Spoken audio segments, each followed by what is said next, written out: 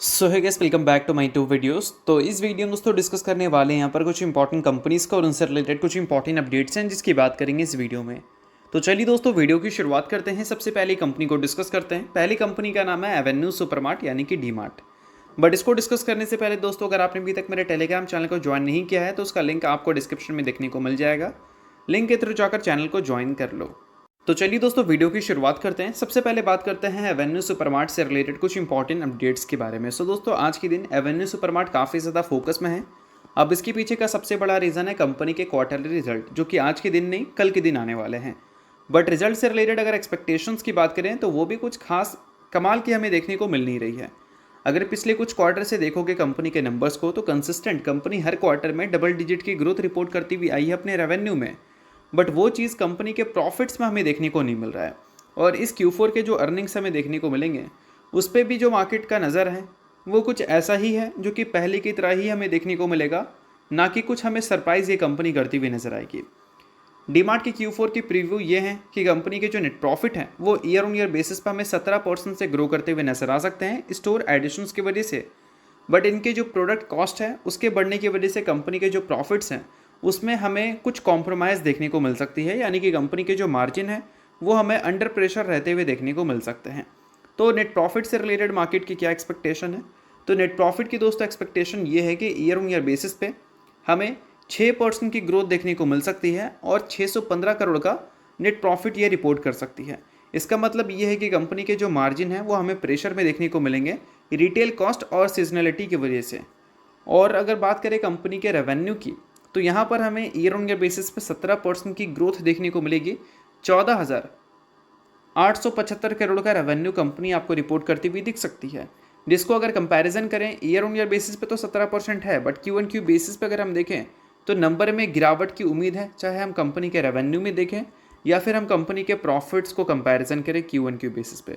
तो growth year on year basis पे ज़रूर हमें डिसेंट ही देखने को मिलेगा, बट Q1Q बेसिस पे मार्केट उम्मीद कर रही है कि डी ग्रोथ हमें देखने को मिल सकता है।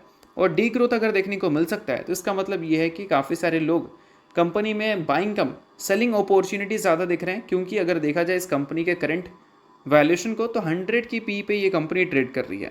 अब 100 की पी पे आप ट्रेड करोगे, ईयर ऑन ईयर बेसिस पे 6% की ग्रोथ रिपोर्ट करोगे अपने प्रॉफिट्स में और 17% की ग्रोथ रिपोर्ट करोगे अपने रेवेन्यू में, तो कहीं से भी आप अपने वैल्यूएशंस को जस्टिफाई नहीं कर पा रहे हैं।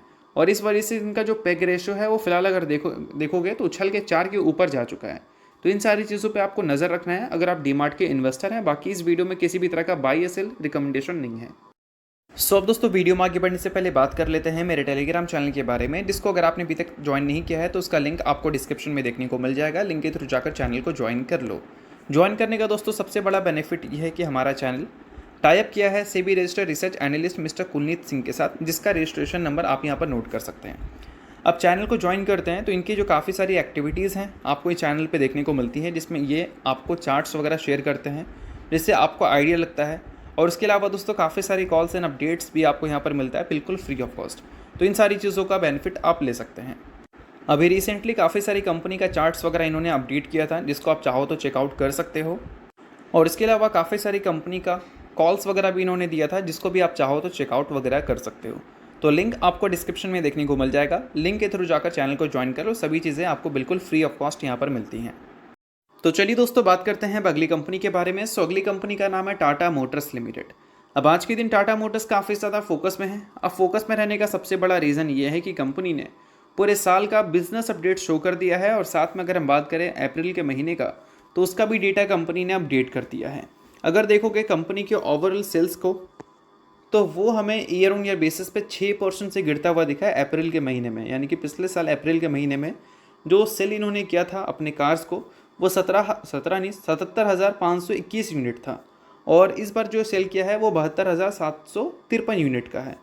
और डोमेस्टिक सेल्स की दोस्तों अगर हम बात करें तो वहाँ पर हमें 7% की ड्रॉप देखने को मिल रही है। पिछले साल 76,000 था नंबर, इस बार 70,963 यूनिट हमें देखने को मिल रहे हैं। अब इसके अलावा दोस्तों और भी डिटेल में अगर जाओगे, लाइक इसकी पैसेंजर व्हीकल्स की परफॉर्मेंस कैसे हैं, तो पैसेंजर व्हीकल्स के नंबर को भी अगर हम देखें जिसमें ईवी इंक्लूडेड है तो उसमें भी हमें 5% की ड्रॉप देखने को मिल रही है। पिछले साल अप्रैल के महीने में 47,983 यूनिट्स इसने बेचा था, इस बार 45,532 यूनिट्स इन्होंने बेचा है। और पैसेंजर व्हीकल्स और ईवी दोनों को इंक्लूड करके अगर डोमेस्टिक मार्केट की बात करें तो वहाँ पर भी ग्राफ अगर देखोगे तो 6% से गिरता हुआ ही दिखा है। और कमर्शियल व्हीकल्स की बात करें तो कमर्शियल व्हीकल्स का नंबर सबसे ज़्यादा डिसअपॉइंटिंग है, क्योंकि यहाँ पर गिरावट करीब हमें 8% की देखने को मिल रही है। पिछले साल 29,500 यूनिट का नंबर था, इस बार 27,221 यूनिट का नंबर है। तो टाटा मोटर्स का 2026 के फाइनेंशियल ईयर का पहला जो मंथ था वो वंस अगेन हमें ईयर ऑन ईयर बेसिस पे कुछ खास सरप्राइज करता हुआ नज़र आ नहीं रहा है। और टैरिफ के अनसर्टिनिटी की वजह से जेएलआर ने अपने बोल सकते हैं शिपमेंट जो है उसको भी रोक रखा है। तो देखना पड़ेगा कि जब जेएलआर अपने डेटा दिखाएगी Q1 का, मतलब उनके जो वॉल्यूम्स डेटा रहते हैं वो जो रिपोर्ट करेगी वो ईयर ऑन ईयर बेसिस पे हमें कैसे देखने को मिलते हैं। अगर उसमें काफ़ी ज़्यादा सरप्राइजिंगली चेंजेस हमें देखने को मिल गए तो उस केस में क्या है कि टाटा मोटर्स के लिए वो एक नेगेटिव बात होगी। बट इन सारी चीज़ों को देखते हुए ऑलरेडी वैल्यूएशंस हमें एडजस्ट होता हुआ दिख चुका है, तो बहुत ही ज़्यादा सरप्राइजिंग होगी तो फिर मार्केट आपको रिएक्ट करती हुई दिख सकती है। अगर गिरावट सिर्फ हमें देखने को मिली तो उससे मार्केट को कुछ खास फर्क पड़ेगा नहीं, क्योंकि उस चीज़ को मार्केट ने पहले ही से ही प्रिडिक्ट कर रखा था। वैल्यूएशन उस बेसिस पर ऑलरेडी हमें एडजस्ट होता हुआ देखने को मिल चुका है। सो टाटा मोटर्स के इन्वेस्टर हैं तो इन सारी चीज़ों को आप चाहो तो थोड़ा सा फोकस में रख सकते हैं। तो चलिए इसके अलावा बात करते हैं अगली कंपनी के बारे में जिसका नाम है टाटा टेक्नोलॉजीज लिमिटेड।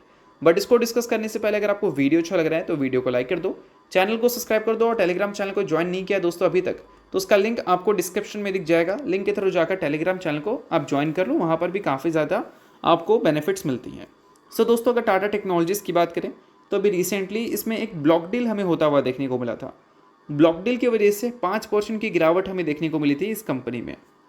अब ये जो ब्लॉक डील हुआ था इसमें किसी ने तो शेयर्स बेचा ही होगा, तो एक नाम निकल के आ रहा है टीपीजी राइस क्लाइमेट का, जिसने 1.6 करोड़ शेयर्स टाटा टेक्नोलॉजी का बेचा है। इसका मतलब ये है कि 3.95% इक्विटी अगर हम टाटा टेक्नोलॉजी की बात करें उतना इस ब्लॉक डील में बेचा गया है। किसके तरफ से? टीपीजी राइस क्लाइमेट की तरफ से। अब ये टीपीजी राइस क्लाइमेट है कौन भाई? एफआईएस है, डीआईएस है या कौन है? तो देखो अगर प्रोमोटर की बात करें तो उसमें मेजॉरिटी स्टेक्स किसके पास है? टाटा मोटर्स के पास है, तो उसको तो हम नहीं ले सकते हैं। उसके अलावा हम टाटा फाइनेंस को देख रहे हैं यहाँ पर, टाटा मोटर्स फाइनेंस लिमिटेड को। एफआईएस के नंबर में आपको कोई बड़ा नाम देखने को नहीं मिलता है, डीआईएस में भी सेम चीज़ है। बट पब्लिक की जब हम बात करते हैं तो पब्लिक में आपको ये नाम देखने को मिल जाएगा टीपीजी राइस क्लाइमेट का, जो कि करेंटली अगर देखा जाए तो 6.01% स्टेक ओन करती है Q4 तक टाटा टेक्नोलॉजी में। और अभी क्या हुआ है, इस ब्लॉक डील की वजह से 3.95% स्टेक उन्होंने अपना बेचा है। यानी कि Q1 का डेटा जब हमें देखने को मिलेगा टाटा टेक्नोलॉजी के शेयर होल्डिंग पैटर्न का, तो वहाँ पर इनके जो नंबर्स हैं वो करीब हमें 2% के आसपास आते हुए देखने को मिलेंगे। बट इंटरेस्टिंग दोस्तों यहाँ पर ये रहेगा कि इन्होंने अगर मान लो लगभग 4% स्टेक बेचा है तो वो स्टेक खरीदा किसने है? अगर पब्लिक में इस फंड हाउस ने बेचा है तो इसके बदले अगर मान लो एफआईएस के पास स्टेक गई है, डीआईएस के पास गई है, तो फिर कोई ज़्यादा प्रॉब्लम वाली बात है नहीं। अगर आम लोगों के पास ये स्टेक गई है तो फिर ये प्रॉब्लम वाली बात हो सकती है। और अक्सर हमने इस चीज़ को डिस्कस किया है कि कोई भी कंपनी में एफआईएस और डीआईएस की जो सेलिंग होती है उसको नेगेटिव वे की तरह नहीं देखना चाहिए तब तक जब तक वो स्टेक पब्लिक के पास ना जा रहा हो। अगर पब्लिक के पास मेजॉरिटी स्टेक है किसी भी कंपनी में एफआईएस डीआईएस सेलिंग के बाद, तो फिर वो एक नेगेटिव साइन है। और एफआईएस बेच रही है, डीआईएस खरीद रही है, डीआईएस बेच रही है, एफआईएस खरीद रही है, या फिर कोई दूसरा इंस्टीट्यूशन खरीद रही है, तो फिर वो सारी चीज़ों को उतना बड़ा नेगेटिव कंसर्न की तरह नहीं देखा जाता। अब टाटा टेक्नोलॉजी जब से लिस्ट हुई तब से परफॉर्मेंस खराब है, क्योंकि लिस्टिंग के बाद से लेकर अब तक अगर इसके ग्रोथ को देखोगे तो वहाँ पर कुछ नंबर्स हमें देखने को मिलता ही नहीं है। पिछले एक साल में रेवेन्यू मात्र 1% से और प्रॉफिट में कोई भी ग्रोथ देखने को नहीं मिली, और इस वजह से स्टॉक प्राइस पिछले एक साल में 40% गिरता हुआ दिखा है। इसलिए दोस्तों क्योंकि लिस्टिंग के टाइम इस कंपनी का जो वैल्यूएशन था वो थोड़ा सा एक्सपेंसिव था, क्योंकि हाइप काफ़ी ज़्यादा बन रखा था।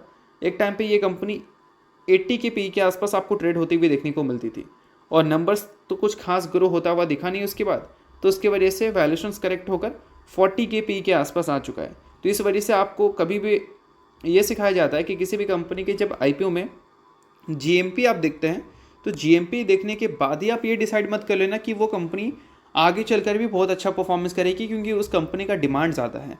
ऐसा नहीं कि बड़ी कंपनी का जब आता है आईपीओ तो अक्सर आपको उसके जीएमपी अच्छे देखने को मिलते हैं, बट किस वैल्यूएशन पे आ रहा है वो देखना इंटरेस्टिंग है, क्योंकि लिस्टिंग के बाद अगला एक साल का जो परफॉर्मेंस है वो वैल्यूएशन के बेसिस पे ही होता है।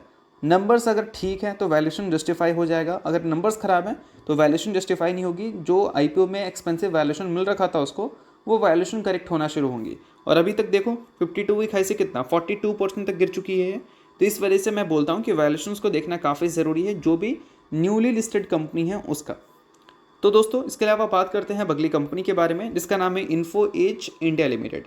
रिसेंटली 1:5 के रेशो में कंपनी ने स्प्लिट अनाउंसमेंट की है, जिसका record date ex date company ने सेट किया है 7 मई का, यानी कि इस डेट से पहले जो भी शेयर होल्डर होगा वो कंपनी में पूरी तरह से एलिजिबल होगा स्प्लिट के लिए।